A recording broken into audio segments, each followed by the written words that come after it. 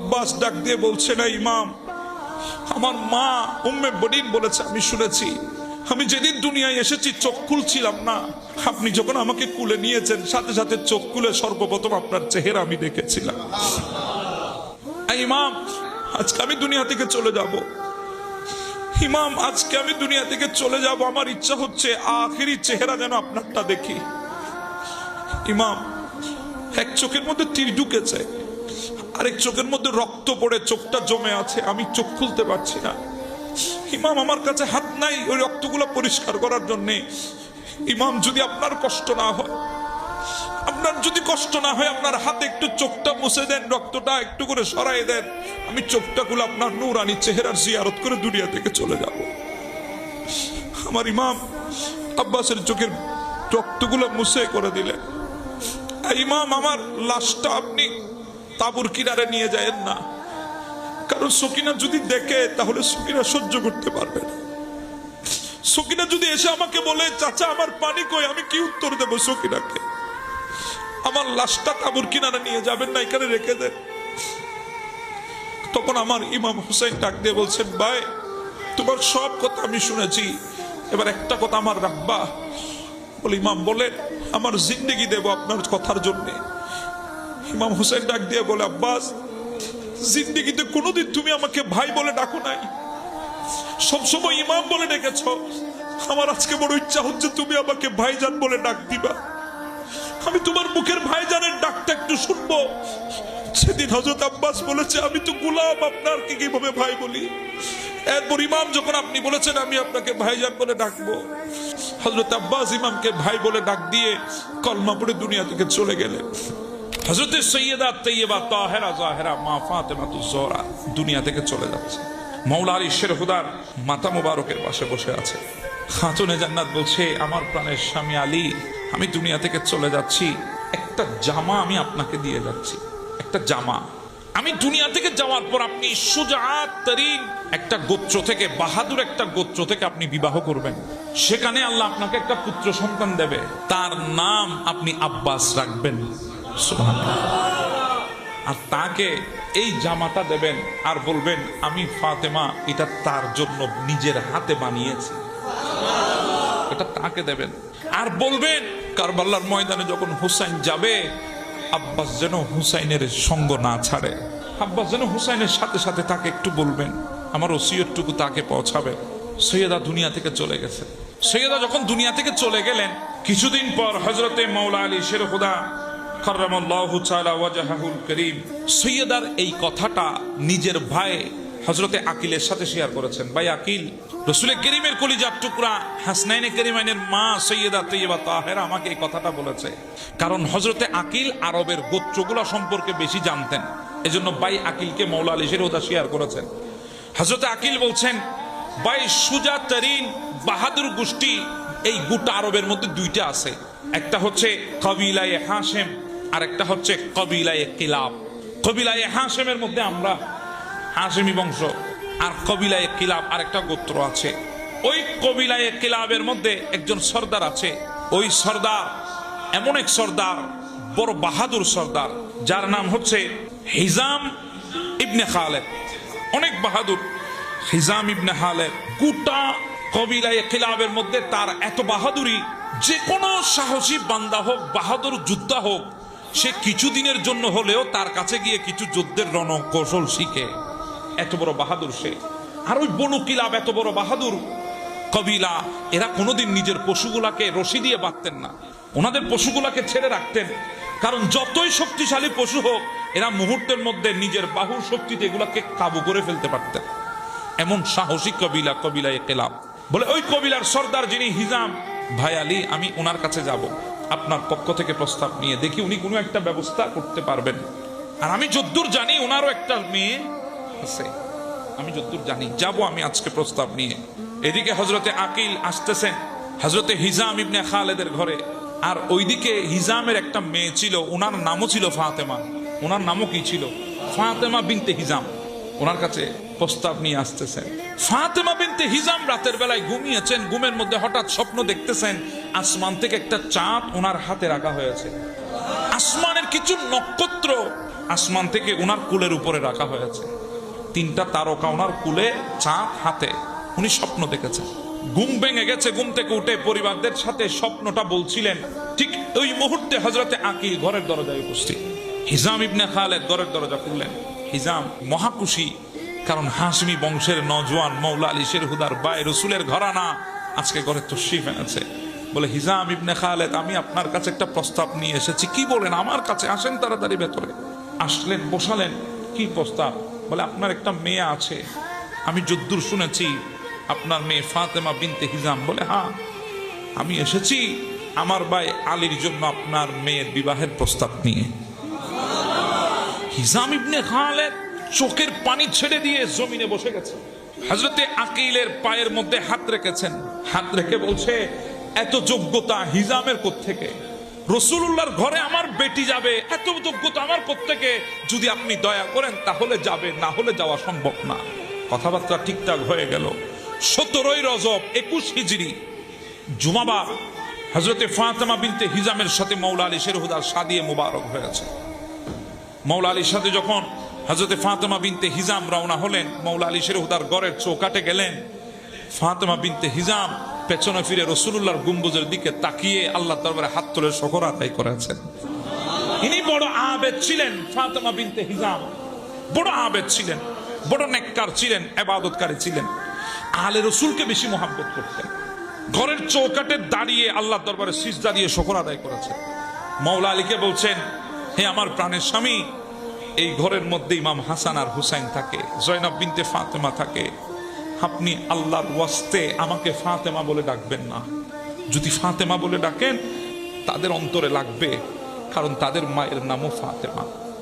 আর কোথায় খাতুনে জান্নাত, আর আমি কোথায় ফাতেমা বিনতে হিজাম? আমার এই যোগ্যতা কোথায়? আমার বাবা তো রাসূলুল্লাহকে বেশি মহব্বত করতেন, এজন্য রাসূলুল্লাহর কলিজার টুকরা মেয়ের সাথে নাম মিলিয়ে নিসবতে আমার নাম রেখেছেন শুধুমাত্র বরকতের জন্য। আমার যোগ্যতা কই ফাতেমা হওয়া? আমার তো যোগ্যতা নেই, এজন্য আমাকে ফাতেমা বলবেন না। তখন মৌলা আলী শেরহুদা অবাক দৃষ্টিতে তাকিয়ে আছেন তার চেহারার দিকে, আর বলছে, ফাতেমা বিনতে হিজাম, আমি আজকে থেকে তোমাকে আর ফাতেমা বলবো না, উম্মে বনিন বলবো, বাচ্চাদের মা বলে ডাকবো। সুবহানাল্লাহ। উম্মে বনিন মানে কি? বাচ্চাদের মা। আমি বাচ্চাদের মা বলে তোমাকে ডাকবো।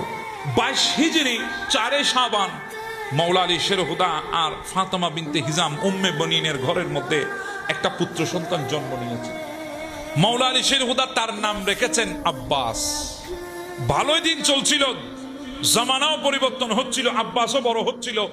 আব্বাস যখন বড় হলো, মৌলা আলী শেরহুদা একদিন ডাক দিয়ে বলে, আব্বাস বেটা এদিকে আসো, তোমাকে আমি একটা আজকে উপহার দেব, যেটা আমি আমারও দেখেছি অনেক বছর। বলে, বাবা কি উপহার? বলে, এই জামাটা তোমাকে দেব। তুমি জানো এই জামাটা তোমাকে কে দিয়েছে? কার হাতে এই জামাটা তোমার জন্য সেলাই করেছে? বলে, না বাবা, আমি তো জানি না।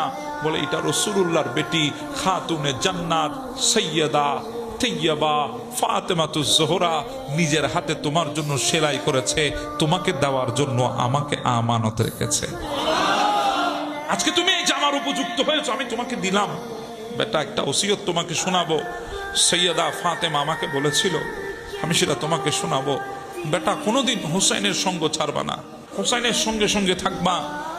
হায় মা উম্মে বনিন সন্তানদেরকে ওসিয়ত করেছে, হে আমার সন্তানেরা শোনো, যদিও বা হাসনাইনে কারিমাইন তোমাদের ভাই, কিন্তু খবরদার কোনোদিন তাদেরকে ভাই মনে করবা না শুধু, কারণ এরা রাসূলুল্লাহর কলিজার টুকরা, এরা সৈয়দার সন্তান, তৈয়বার সন্তান, তাহেরার সন্তান, সৈয়দা শাবাবে আহলিল জান্নাহ। এরা, এদেরকে ভাই মনে করবা না, এদেরকে ইমাম মনে করবা, নিজেদেরকে খাদেম মনে করবা।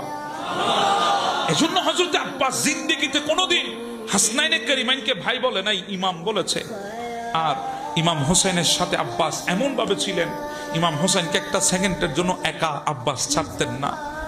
হযরত ইমাম হোসেনের রাতের বেলা একটু তৃষ্ণা লাগতো বেশি। হযরত আব্বাস ইনাকে যখন ডাক দেওয়া হতো, ইমাম হোসেন যখন ডাক দিতেন, আব্বাস দৌড়ে গিয়ে তাড়াহুড়া করে মশক ভরে পানি নিয়ে আসতেন, ইমাম হোসেনকে পান করাতেন। এমনও রাত গেছে ইমাম হোসেনের কষ্ট হবে বলে আব্বাস মশক হাতে নিয়ে সারা রাত হোসেনের মাথা মুবারকের পাশে দাঁড়িয়েছিল। কি মোহাব্বত, কি ভালোবাসা! কি আদব তাদের ভেতরে। জামানা পরিবর্তন হলো, ইমাম হাসান শহীদ হয়ে গেছে, ইমাম হোসাইন মদিনা থেকে চলে যাবে, রওনা হচ্ছেন। মা উম্মে বনিন ডাক দিলেন 4 সন্তানকে, এদিকে তোমরা বসে আছো, হোসাইন চলে যাচ্ছে, হে আমার বেটারা তোমরা তাড়াতাড়ি হোসাইনের সাথে যাও। খবরদার, আমি তোমাদের মা উম্মে বনিন তোমাদেরকে বলছি, তোমাদের জিন্দেগি থাকতে হোসাইনের শরীরে যাতে বিন্দু পরিমাণ কোনো আঁচ না লাগে, তোমরা নিজেদেরকে হোসাইনের কদমে কোরবান করে দিবা। যাও তোমরা হোসাইনের সাথে যাও। কিতাবে আসতেছে ইমাম হোসেনের গোটা কাফেলার দায়িত্ব ছিল এই 4 ভাইয়ের হাতে। কারবালার ময়দানে পৌঁছে গেছে 10 তারিখ। যখন সকালবেলা দামামা বাজলো, যুদ্ধের ময়দানে সবাই যাচ্ছে, যখন হযরতে আলী আকবর, হযরতে সৈয়দনা কাসেম এসে ইমাম হোসেন থেকে অনুমতি চাচ্ছেন, হযরত আব্বাস তাকিয়ে আছে, দৌড় দিয়ে বলেন, আই ইমাম, আমরা থাকতে আকবর যাবে, কাসেম যাবে ময়দানে, এটা হতে পারে না। আমরা ভাইয়েরা আছি, যদি আগে ময়দানে কারবালায় যেতে হয় আমরাই যাব। আমাদের আগে আপনার ঘরের কাউকে আমরা কষ্ট পেতে দেব না যতদিন আমাদের জান আছে। এই কথা বলে সর্বপ্রথম 3 জন ভাইকে পাঠিয়েছেন ময়দানে কারবালায়। বনু হাশেমের মধ্যে সর্বপ্রথম আব্বাসের 3 ভাই কারবালার ময়দানে শাহাদাত বরণ করেছেন, শহীদ হয়ে গেছে। হযরত আব্বাস এসে ডাক দিয়ে বলে, আই ইমাম, এবার আমাকে অনুমতি দেন, আমিও যাব। আমার ইমাম ডাক দিয়ে আব্বাসের কাঁধে হাত দিয়ে বলে, আই আব্বাস, তুমি জানো না এই কারবালার ময়দানে তুমি আমার সেনাপতি, তুমি আমার আলম বরদার। কারবালার ময়দানে তুমি যদি চলে যাও আমি হোসাইনের কোমর ভেঙে যাবে। ভাই আমি তোমাকে অনুমতি দেব না, তুমি থাকো আমার সাথে। একে একে সবাই যাচ্ছেন, শাহাদাত বরণ হচ্ছে। হযরতে সকিনাকে বড় মোহাব্বত করতেন আব্বাস। 3 দিন পর্যন্ত পানি বন্ধ। সকিনা পানি পানি করে চিল্লায়, বলে, চাচা যান, আমার তৃষ্ণা লেগেছে, আমাকে কি একটু পানি দিতে পারবেন না? চাচা, আপনি তো জিন্দেগিতে কোনো আশা আমার অপূরণ রাখেন নাই, যা চেয়েছি আপনি তা পূরণ করেছেন। আয় চাচা আব্বাস, আপনি কি আমাকে 1 ফোঁটা পানি কি পান করাতে পারবেন না? বিবি শহের বানু দৌড় দিয়ে এসে বলে, ভাই আব্বাস, আমার ঘরে 6 মাসের দুধের শিশু আছে আলী আসগর, হয়তো ইমাম ওনার নজর আন্দাজ হয়ে গেছে, কিন্তু এই সন্তান কাঁদতে কাঁদতে আর কাঁদতে পারছে না, এই সন্তানকে একটু পানি কি এনে দিতে পারবেন না? হযরতে সকিনাকে নিয়ে আব্বাস হুসাইনের কাছে গেলেন, গিয়ে ডাক দিয়ে বলাই, ইমাম আমাকে অনুমতি দেন, আমি সকিনার জন্য আর আলী আসগরের জন্য পানি আনতে যাব। ইমাম বলে, না ভাই, 4000 সৈন্য ওখানে পাহারা দিয়ে আছে, আমি তোমাকে অনুমতি দিতে পারবো না। আব্বাস বলে, আই ইমাম, আমার সামনে সকিনা পানি না খেয়ে পানি পানি বলবে, আমি আব্বাস কিভাবে সহ্য করব? আমার এই জিন্দেগি তো মূল্যহীন হয়ে যাবে, আমাকে অনুমতি দেন, আমি একটু যাব, পানি নিয়ে আসবো। ইমাম হুসাইন না পারতে বলে, আমি তোমাকে অনুমতি দিতে পারবো না, যদি অনুমতি নিতে হয় যাও তোমার বোন জয়নাব বিনতে ফাতেমা থেকে অনুমতি নাও। হযরত আব্বাস গেলেন জয়নাব বিনতে ফাতেমার খেমার সামনে, তাবুর সামনে মাটিতে বসে হাতটা ভেতরে ঢুকাই দিয়ে বলে, আয় আমার বোন সৈয়দ জাদি, আয় আমার মুনিবা সৈয়দ জাদি জয়নাব বিনতে ফাতেমা, আমি এসেছি আপনার কাছ থেকে অনুমতি নিতে, আব্বাসকে অনুমতি দেন। আব্বাস ফুরাতের তীরে যাবে, সকিনার জন্য পানি আনবে, আসগরের জন্য পানি আনবে। জয়নাব বিনতে ফাতেমা চিৎকার দিয়ে উঠেছে, হায় আব্বাস, আজকে আমার বাবার কথা মনে পড়ে গেছে। আমার বাবা মাওলা আলী শরীফুদ্দা একদিন আমাকে বলছিল, হায় জয়নব, এমন একটা সময় আসবে কারবালার ময়দানে হুসাইনকে শহীদ করে দেবে, তোমাকে কয়েদি বানানো হবে, তোমাকে কয়েদি বানিয়ে শিকল পরিয়ে কুফার অলিতে গলিতে তোমাকে হাঁটানো হবে, তোমাকে বেইজ্জত করা হবে, কুফার জমিনে তোমাকে বেইজ্জত করবে, দামেস্কের জমিনে তোমাকে বেইজ্জত করবে, তোমার হাতে হাত করা লাগাবে, পায়ের মধ্যে বেরি লাগাবে। আমি সেদিন বলেছিলাম, আব্বাজান, যে জয়নবের ভাই আব্বাস আছে, পৃথিবীর কার শক্তি আছে এই জয়নবকে কয়েদি বানাবে? আজকে বুঝতে পেরেছি, ভাই আব্বাস, তুমি শাহাদাত বরণ করতে চলে যাচ্ছ, আমি জয়নবের কাছে এসেছি অনুমতি চাইতে। ভাই আব্বাস রে, আমি তোমাকে কিভাবে অনুমতি দিই? আব্বাস বলে, বোন, আপনি যদি অনুমতি না দেন সকিনা আমার সামনে ছটপট করবে, আমি কিভাবে সহ্য করব? রাসূলুল্লাহকে কিভাবে চেহারা দেখাবো? রাসূলুল্লাহ যদি বলে, আব্বাস তুই ময়দানে কারবালায় থাকতে আমার সকিনা পানি না খেয়েছিল, আমি সেদিন কি বলবো? যদি ফাতেমা তো জোহরা যদি জিজ্ঞাসা করে, আয় আব্বাস, আমি তোকে আমার হাতে সেলাই করে জামা দিয়ে পেয়েছি, তুই আমার পক্ষ থেকে জামা পেয়েছিস, ওসিয়তনামা পেয়েছিস, এরপরেও তোর সামনে সকিনা পানি না খেয়েছিল, তুই কি করেছিস? আমি কি উত্তর দেব? হাই সৈয়দা, আমাকে অনুমতি দেন, আমি যাব ফোরাদের তীরে।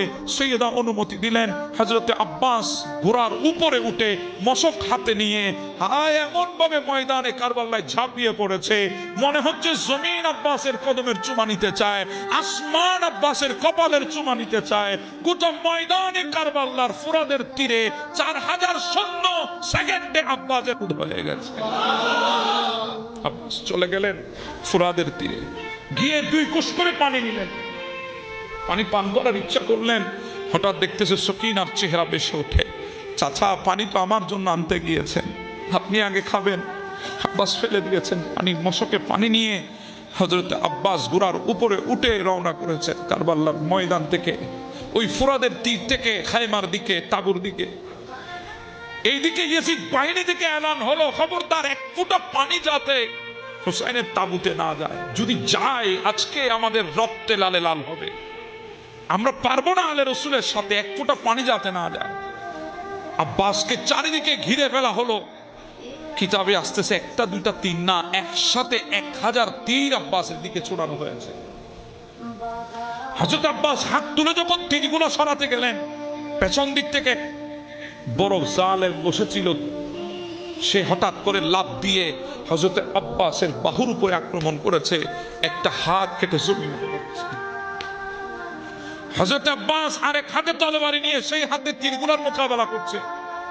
আরেক জালেম আরেক পাশে বসা ছিল, সেও পেছন দিক থেকে হামলা করে আব্বাসের আরেক হাতও শহীদ করে দিয়েছে। বাজু কেটে গেছে, 2টা হাত কেটে গেছে, মশক দাঁতে কামড়িয়ে আছে। এমন ভাবে একটা তীর এসে আব্বাসের বাম চোখের মধ্যে ঢুকে পেছনে বের হয়ে গেছে। হযরত আব্বাসের তো হাত নাই, কিভাবে তীরখানা বের করবে? বড় যন্ত্রণা হচ্ছে তীরখানা। আব্বাস যখন ঘোড়ার মধ্যে একটু নিচু হলেন, যাতে 2 জানু দিয়ে চেপে ধরে তীরটা বের করতে পারে।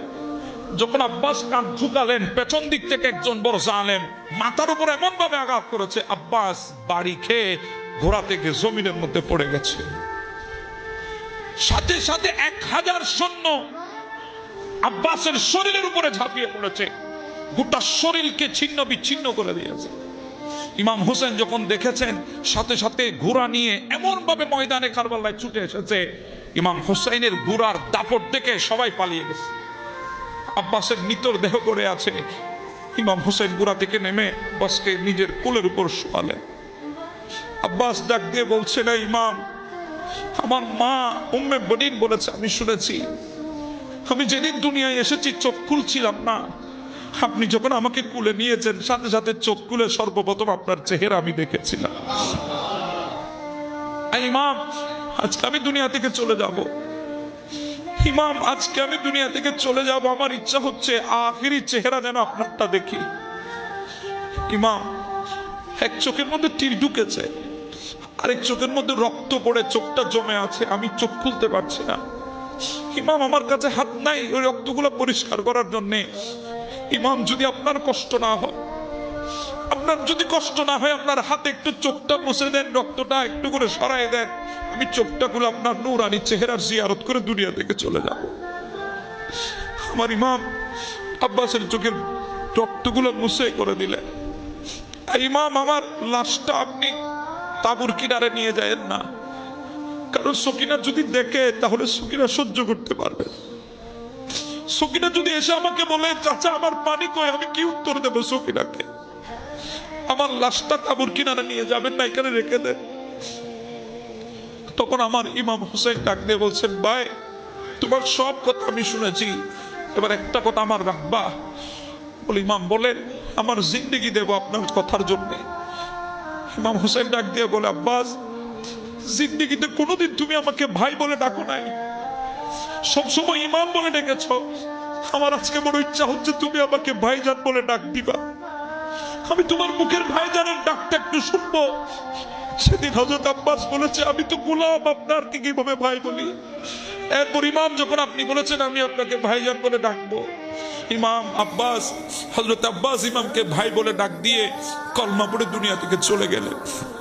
এই সংবাদ যখন মদিনায় আসলো, বশির যখন সবাইকে বলতেছে হুসাইন শহীদ হয়ে গেছে কারবালার ময়দানে। তখন উম্মে বনিন দৌড় দিয়ে এসে বলে, এই বশির, কোন হুসাইন শহীদ হয়েছে? বলে, হুসাইন ইবনে রাসূলুল্লাহ শহীদ হয়ে গেছে। হুসাইন রাসূলুল্লাহর বেটা হুসাইন শহীদ হয়ে গেছে। এই বশির, আমার আব্বাস কোথায় ছিল হুসাইন শহীদ হওয়ার সময়? আমার আব্বাস থাকতে হুসাইনকে কে শহীদ করেছে? বলে, উম্মে বনিন আব্বাসকে হুসাইনের আগে শহীদ করে দিয়েছে। বলে, দুনিয়ার কারো সাহস নাই আমার আব্বাসকে শহীদ করতে পারে, আমার আব্বাসকে ছুঁইতে পারে এমন কোনো সাহস নাই। কারণ আব্বাস যখন ঘোড়ার উপরে তলবারি নিয়ে উঠে, আল্লাহ আব্বাসের মকাম এত উঁচা করে দেন, জমিনের বালি আব্বাসের কদমের বুসা নেওয়ার জন্য অপেক্ষা করে বসে থাকে। সে আব্বাসকে কে শহীদ করবে? তখন বলছে উম্মে বনিন, আব্বাসের একটা হাত শহীদ করেছে, এরপরে আরেকটা হাত শহীদ করেছে, এরপরে চোখে তীর মেরেছে। আব্বাস যখন ওই তীরটা দু জানু দিয়ে নিতে গিয়ে যখন মাথাটা ঝুঁকায়েছে, পেছন দিক থেকে আঘাত করেছে, আব্বাস আঘাত পেয়ে জমিনে পড়ে গেছে। উম্মে বনিন ডাক দিয়ে বলছে, বশির রে, একটা কথা আমারে বল, মানুষ যখন উপর থেকে পড়ে হাত দিয়ে তার শরীরকে বাঁচায়, আমার আব্বাসের তো হাত নাই, আমার আব্বাস তখন কি দিয়ে নিজেকে বাঁচিয়েছে? আব্বাসের কি আগে মাথা পড়েছে না শরীর পড়েছে? এই কথা বলে উম্মে বনিন একটা চিৎকার দিয়ে চলে গেল জান্নাতুল বকি শরীফের দিকে। ওখানে হাত দিয়ে নকশা করে করে কবর বানিয়েছে, একটা হুসাইনের কবর বানিয়েছে, একটা আব্বাসের কবর বানিয়েছে, ওনার সন্তানদের কবর বানিয়েছে। বানানোর পর ওই উম্মে বনিন গোটা জিন্দেগির হায়াত যতদিন ছিল এত বেশি কেঁদেছে, কাঁদতে কাঁদতে কাঁদতে চোখের জ্যোতি হারিয়ে ফেলেছে, চোখের জ্যোতি চলে গেছে। এরপর ইমাম হুসাইনের প্রেমে কাঁদছিল।